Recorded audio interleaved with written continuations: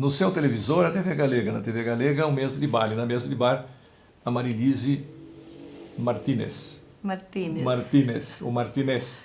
Aqui Para no nós Brasil, brasileiros, Martínez. Você é Martínez por parte do marido? Do meu esposo, sim. Ele é de origem uruguaia, da família? Bisavô dele, se eu não me engano, era do Uruguai. Né? Família espanhola. Se era o bisavô, então já era no tempo da nossa província cisplatina, pertencia ao Brasil. Exatamente. Mas, e de solteira?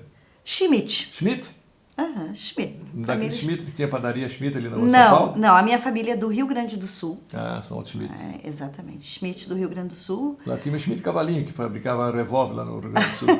A Schmidt é uma família tão imensa que é... É que na Alemanha, assim, não tinha sobrenome, né? Tinha a profissão. Então, chegou um momento em que tinha tanto Müller, era moleiro, né? Mas de cada lugar que tinha um moleiro, tinha um Müller. O Müller, aí não sabe, mas qual Müller? Aí eles resolveram parar ali. Daqui para frente vira um sobrenome. Que na Suécia foi interessante, tem mais interessante, porque era mais difícil. Na Suécia, por exemplo, meu nome é Altair, meu filho era fulano Altair Zon, filho do Altair. O nome dele era Carlos, o filho dele já seria, sei lá, Pedro, né, Peter Carlson. Pô, como é que o cara ia saber se o Peter era neto do Altair? Não tinha jeito, né? Não. Então eles resolveram, aqui para frente fica Johnson, que é filho do John, né? Johnson, do John. Peterson, e assim ficou Zon. Todos os nomes deles têm essa característica, né? E o alemão era profissão. Schmidt era ferreiro, que era ferreiro era Schmidt. Sim, exato. É uma família imensa, né? E o português era muito de cidade de onde vinha, né? Pode ver que tem, sim, Coimbra, Leiria, Porto, Lisboa, sim, né? Verdade. Sobrenome de onde eles vinham. Mas qual é o João? João de Lisboa, né? De Lisboa. Origens, né? É. Interessante. Mas, então você é um Schmidt do Rio Grande do Sul. Não é do Schmidt Cavalinho, né? Que era um revólver bem...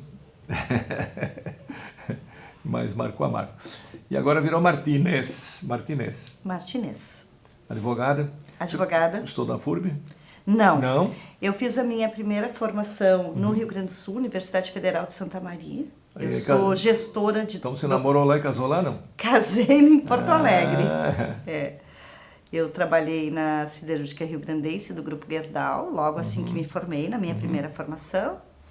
Fiz especialização em gestão pública, gestão documental pública. Trabalhei na Universidade Federal do Rio Grande do Sul, fiz concurso, né? Porto Alegre? Ou Santa Maria, não, Porto Alegre. Porto Alegre. Daí já em Porto Alegre, trabalhei no Instituto Cultural Marc Chagall, escrevendo a história viva, né, da imigração judaica no Brasil. Muito interessante um trabalho, né? Um trabalho de organização documental e de entrevista da história viva. E depois eu vim para Blumenau buscando qualidade de vida para os meus filhos. Então você não é daqui? Não, nasci aqui. Quando me perguntam da onde tu és, eu digo, eu sou do Sul. Porque eu nasci no Paraná, em Toledo. Como eu sou paranaense. Meus pais saíram do Rio Grande do Sul e foram começar a vida, né? Casaram e foram para Toledo. Mas com 6 meses de idade, quando eu tinha 6 meses, eles resolveram voltar para o Rio Grande do Sul, onde eu cresci, me criei, estudei. E aí depois casei e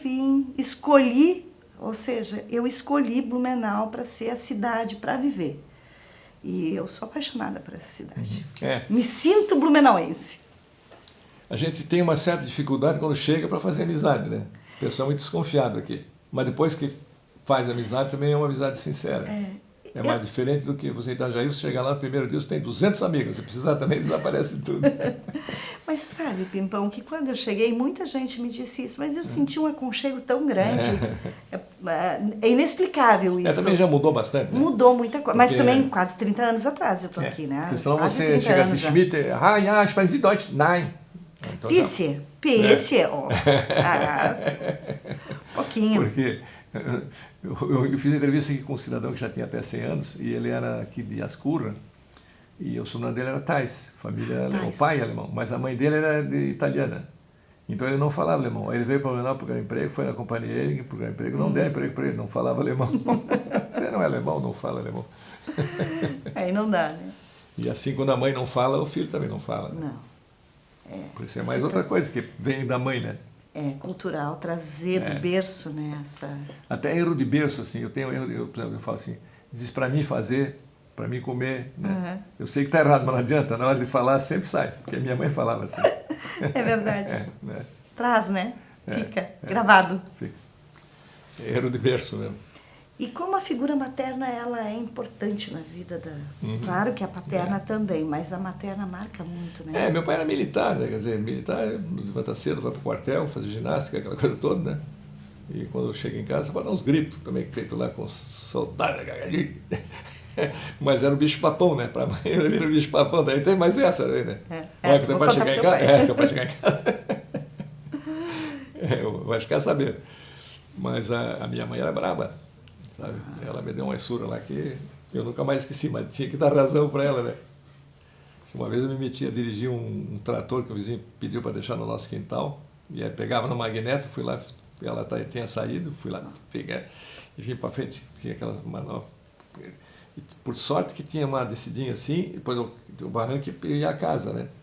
E quando deu aquela primeira bicada, e eu fui para frente e ele morreu. E aí daí não sei mais. O anjo da guarda trabalhando quando ela ia forte. chegando em casa, uma vizinha falou, ela quebrou um pazinho daquele de mexer polenta no meu lombo.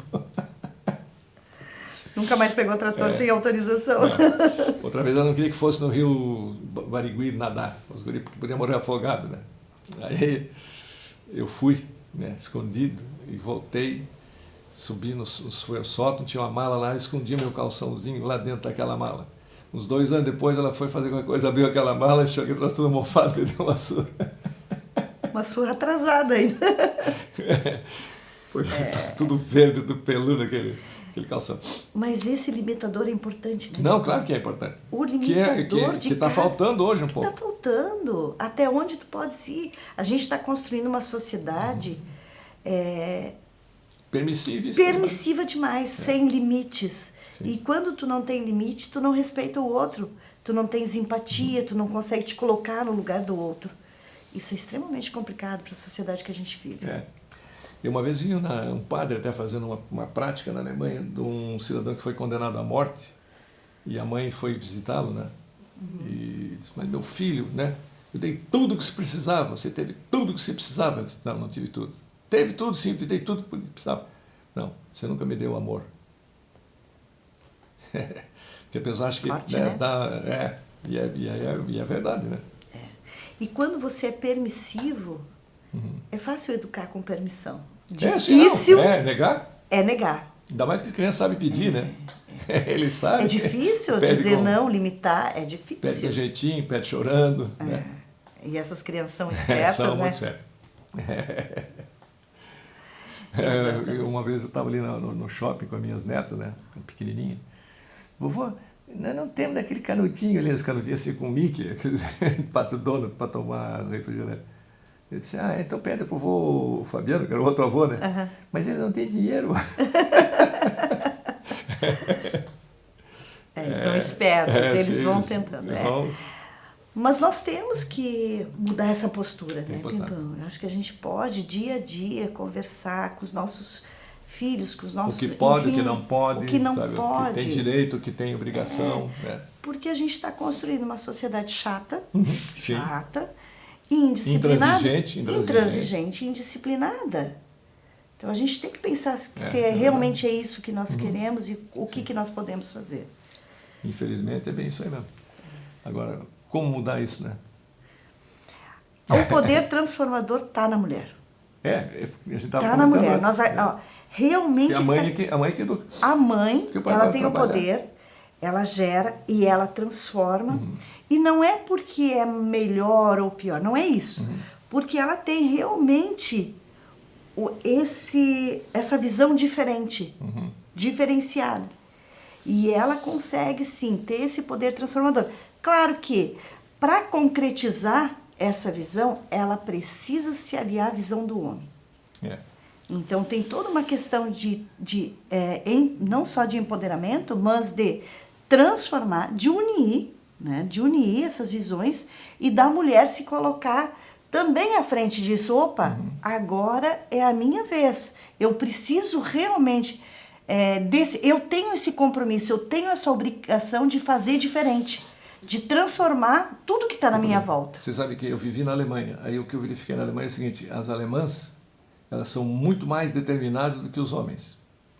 Acho que porque eles sempre viviam em guerra, então os homens iam para a guerra e as mulheres que ficavam gerindo a casa, pagando as contas, abrindo conta no banco, né, controlando o dinheiro. Aí o alemão pega o dinheiro no fim do mês, dá para... Oi, mami, né, dá o dinheiro na mão dela, ela diz, então isso que você pode para comprar cigarro, né, isso para não sei o quê. Elas fazem a administração das economias do lar, né, e tem essa facilidade. A minha mulher foi um trabalho ensinar ela a assinar um cheque, eu tinha medo de assinar cheque, né, porque não aprendeu a educação dela, educação dela talvez tenha sido e talvez uma educação um pouco mais opressora. A mãe já não fazia também, de certo, né? Exatamente. Só o pai que fazia, que resolvia os problemas, que paga as contas e tal. E a alemã não, a alemã elas, sabe? Aí você vê que tem lá uma Angela Merkel, né? Que estão até lamentando que ela deixou de ser chefe do governo. Sim, pelo pulso. Né? Mas de um modo geral, nos estados onde tem o pulso da mulher, nos municípios, e também, se a gente olhar todos os berços das civilizações, a gente vê essa força feminina, né? Mesmo que não seja à frente, muito, às vezes até nos bastidores, mas ela sempre teve a força. O que aconteceu? A mulher, principalmente na história do nosso país, ela teve um período muito grande de repressão, claro, de repressão política, né? E depois nós tivemos uma quantidade muito grande de atividades que eu falei, poxa vida, mais isso agora? Vou me incomodar, já me incomodo com tanta coisa, agora eu vou me incomodar com política? Agora, quando ela percebe que tudo se deve à política, ela toma essa frente e realmente vai resolvendo. E ela tem essa força mesmo. Claro que jamais, sempre contando com essa soma, com essa força. Nós não podemos separar. Hoje nós temos uma sociedade chata, muito seccionada, muito separada. Não porque podemos. O próprio movimento feminista é um costo meio... Não é, sabe? Não é para ser. Não é para segregar, né? Não é para segregar, ao contrário. É para somar essa força com a do homem. Isso é importante, porque é assim que é na família. A sociedade é uma família. Sim. Tem que ser vista como uma família. Mas o papel da mulher, a mulher está tomando consciência disso, foi para a universidade, né? Porque a mulher era criada para fazer um enxoval, né? Casar e cuidar dos filhos, e cozinhar, né? Cozinhando bem, cuidando da piazada, estava bom. Aí elas foram trabalhar, foram estudar, agora a gente está vendo que quando chega na conclusão de curso e tal, quem se destaca são as alunas, os rapazes. Então, esse era o projeto para a minha vida. Eu cresci numa colônia alemã pequena, com uma população muito pequena, e era para casar. Qual é a cidade que você morava? Na verdade, interior, uma colônia alemã no interior do Rio Grande do Sul. Teutônia, interior de Tapera, imagina? Teutônia a gente compra aqui uns leite aqui, que eu acho que vende lá numa cooperativa de leite. Teutônia tem um município chamado Teutônia, mas eu morava na colônia Teutônia, que é município de Tapera, perto de Passo Fundo.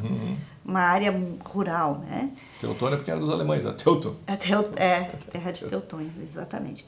Mas assim, daí com 14 anos eu disse, não, mas eu não quero isso. Eu quero estudar, eu quero ter uma profissão. E me dediquei, tanto com menos de 17 anos eu saí, fiz vestibular e comecei minha faculdade. Foi para a capital? Fui para Santa Maria. Santa Maria. Universidade Universitária. Que é uma bela universidade, né? E os meus pais, a essa época, que eu tenho o maior orgulho dos meus pais, não posso passar a tarde de hoje sem eu falar do orgulho que sinto dos meus pais, dessa visão que eles tiveram já há 40 anos atrás. E você era filha, né? Geralmente filha o filho vai, né? Mas as filhas não. Exatamente. Da importância de se estudar. Né, e de buscar uma profissão. Como é o nome do teu pai? Atalírio. Atalírio. E Circe é minha mãe. Circe é nome grego, né? Tem mitologia grega. Circe, né? Eles botaram R no meio, né? É da mitologia Circe, Agora, a Talírio, esse é um nome inventado também, né? Eu realmente nem busquei a Acho que origem. é único, acho que é único. Eu nunca ouvi falar em Atalírio. Diferente, né? Tem Dalírio aqui. Tem, Que, aliás, foi candidato vocês Foi, lá também, né? com o Amin, né? Que era o vice do Amin. É isso. O Dalírio Beber. Isso. Aliás, foi uma decepção também a questão do Amin, né? Eu pensava que o Amin fosse ter uma votação bem mais expressiva. Um homem que ele muito já fez, inteligente. É um homem muito inteligente, com uma vida sem um arranhão, né? Eu gosto até mais dela do que dele, mas... Ele tem um discurso muito bom, é muito inteligente, tem uma boa visão, mas enfim, né? A população escolheu de forma diferenciada. É verdade. Não é o que... Então, vamos fazer novamente uma pausa para rodar nos comerciais, enquanto nós tomamos o nosso vinho da rede aqui. Esse vinho é um vinho lá do Douro, de Portugal, que eu pego aqui na Quinta Portuguesa, na entrada, né? Maravilha. Sua saúde. Nossa. Do seu Atalírio e da Dona Circe. Aos nossos comerciais.